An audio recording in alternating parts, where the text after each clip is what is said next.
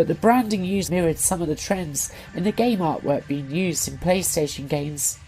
It's easy to overlook, but the early part of any decade style and image is still very much in the image of the decade preceding. The 90s was no different, but by 1995, people were finding a new voice to communicate with that would eventually morph into the Y2K aesthetic before the end of the decade, with a dash of 60s revival thrown in.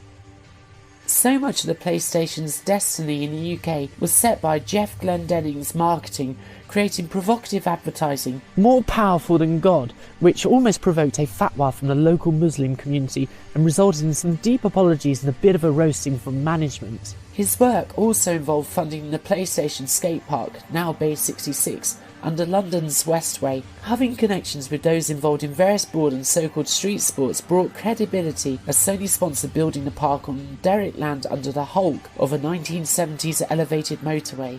For the time, the association seemed natural and not entirely artificial, and the embedding of the PlayStation brand within this aspect of youth culture resonated. I don't think that would work today.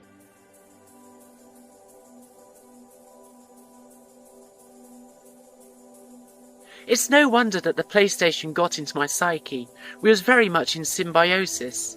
I'm pretty sure that many of my tastes would have emerged much the same as they actually did, but there's no doubt about it in my mind that the PlayStation greatly influenced those tastes. In many ways, I can say that the Super Famicom or the Super Nintendo was the system that I loved.